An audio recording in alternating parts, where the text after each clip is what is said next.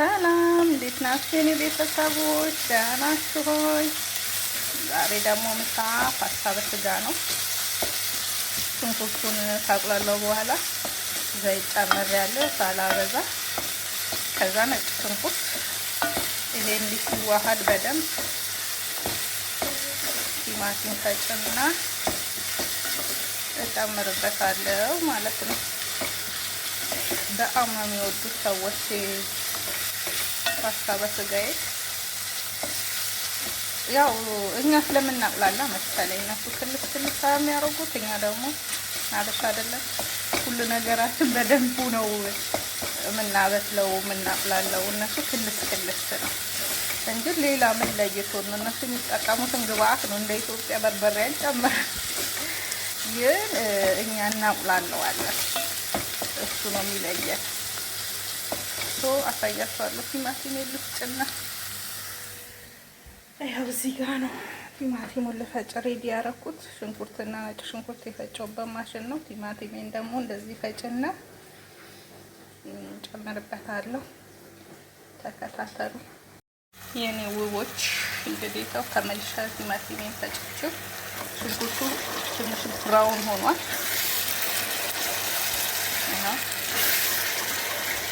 ይሄንን ደግሞ በደንብ ባቁላላውና ስጋውን ጨምሬ ቅመማ ቅመም ጨምራለሁ። አሳያችኋለሁ። በዚህ አጋጣሚ እንኳን አደረሳችሁ ለፍልሰታ ጾም።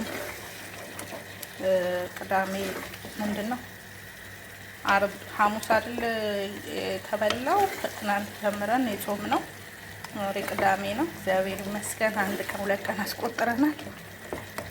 መድኃኒዓለም ደግሞ ያስጨርሰን እንዳስጀመረን እላችኋለሁ ጋይሶች። መጨረሻው ለፍቹ ለጾመ ፍቺ ያብቃን። እግዚአብሔር ይመስገን እዚህ ጋርም ደርሰናል። እችንም ቀን ያላያለ ክብር ለመድኃኒዓለም ይሁን። እና ጋይሶች ይቺን አሁን በእናረግና ተቁላላት እና ውሃዋን የራሷን ትምጣት። ቲማቲሙ ይፋና የራሱ ውሃ ሲጨርስ ስጋ ጨምራለሁ። ስጋ እዚህ ጋር አለኝ። ያው ከባለፈው ከላዛኒያ እንደዚህ ሩዝን የተጠቀምኩት ለላዛኒያ። አሁን ደግሞ ያለኝ ከፍሪጅ ግን እንትኑ አልቀለጠም። በረዶ ውስጥ ይቀልጣል። በረዶ ወይ ደግሞ ቆራረጠዋለሁ በሳህን ላይ። ቆይ እሺ።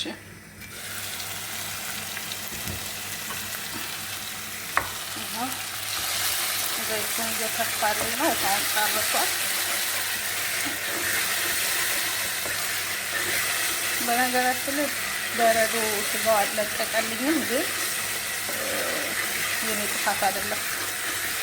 ሴትዬ አሁን ስፖርት ስትሄድ ስንት ሰዓት? 4 ሰዓት ተኩል ላይ ነው ፓስታ በስጋ ስሪ ብላ በበረዶ ቤት ስጋውን ራሱ እንዲሁ ላይ ወጣችሁ። 7 ሰዓት ነው የምንበላው አለች። አሁን 6 ሰዓት ሆኗል። ስለዛ በረዶ በደንብ አለቀቀም ስጋው፣ ግን እንደዚህ አርግቼዋለሁ። በቢላው ቆረጥ አረኩት፣ ይለቃል።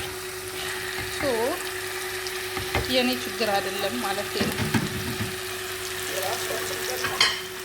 ስጋውን ደግሞ በደንብ ላቁላለውና አሳያችኋለሁ ጋይሶች። ይሄን ስጋው ምንም አላስቸገረኝ። አስገብቼ እንዲህ ስለው ማማ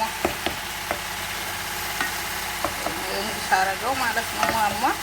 ከዛ አሁን ቅመማ ቅመሞችን ስጋው ላይ ልጨምርና በደንብ ደግሞ ሞር ጠብሰዋለሁ። እዚህ ጋር ማጂክ አለኝ። ልብስ ማጠቢያው እየጨመቀ ስለሆነ በጣም ነው የሚጮኸው። እሱ እየጨመቀ ስለሆነ እየጮኸ ነው። ማጂክ አለኝ እዚህ ጋር።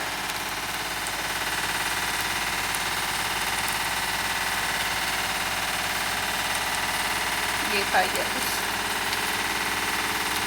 ነው እንዲጨመርኩበት እዚህ ጋር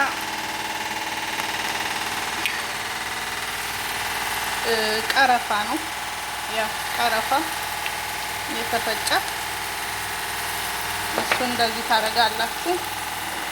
ዝንጅብል ይሄም የተፈጨ ነው። ችግሩ ደግሞ አያወርድም በደንብ እንደዚህ ውረድ። እዚህ ጋር ደግሞ ባህር አለኝ። ባህር ኃይሎ እዚህ ጋር ይሄንንም እንደዚህ። ከዛ ጨው አለኝ እንደዚህ ትጨምሩና ጥብስ ታረጓታላችሁ። ከዛ ሶስት በዱራችሁን ትጨምራላችሁ። ይሄ ሲደባለቅ እና በጣም ነው የሚወዱት። ከዚህ የትም ነግሬያቸዋለሁ መሰለኝ። እናቷ ከምትሰራው ይሄንን በጣም ነው የሚወዱ ሰዎችም ልጆቹም። በቃ ይሄውን በደንብ ሲንተከተክ ጥብስ አረገውና የቲማቲም ስልሱን ጨምርና በራሱ ይቁላላል። በጣም ከወፈረብኝ ውሃ ጨምራለሁ። ከዛ ፓስታ ደግሞ ጎን ላይ ቀቅላለሁ።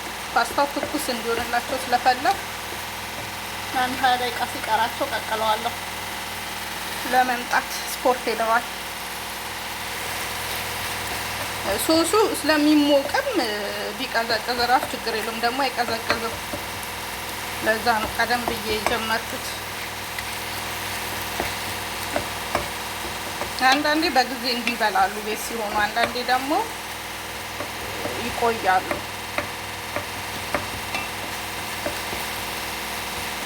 እሁድ ብቻ ነው ቤት የማይበሉት። እሁድ ወይ ይወጣሉ ወይ የሆነ ቦታ ይሄዳሉ ገጠር ላይ ወይ የሰው ቤት ወይ ሆቴል። እሁድ በታምር አይበሉም ቤት ውስጥ። እሁድ ከበሉማ ከኔ ጋር ጦርነት ላይ ነን። ከሰኞ እስከ ሰኞ ከባድ ነው። አሁን ራሱ እንዴት እንዳስጠላኝ እኔ የማውቀው ከስራ ጋር እዚህ ላይ ምግብ ሁሌ እስከዛሬ ለሰራችሁ ልጆች መድኃኒዓለም እኔ እስከዛሬ ስለማለት በሴትዮዋ መታመን በእናቷ ጀመር።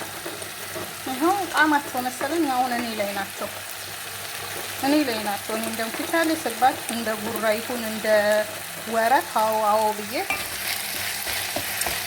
አሁን እናቴ ሴትዮዋ ራሱ ድና ያው የራሳቸውን ምግብ ጀምራለች። 3 ቀኗ ነው 4 ቀኗ ግን በቃ እዚህ ያለውን እኛ እንሰራለን ብላ ሴትዮዋ አለቻት ማለት ነው። ምክንያቱም ታችን 4 ባልና ሚስቶች የሴትዮዋ እናትና አባት፣ የሴትዮዋ አክስት፣ የአባቷ እህት አብራ ነው የምንኖረው። የሴትዮዋ ወንድም ታላቅ ወንድሙ ሐኪም ነው አላገባም፣ እዛ ነው የሚኖረው። ሰራተኛ አለቻቸው ልጅ 5 ናቸው።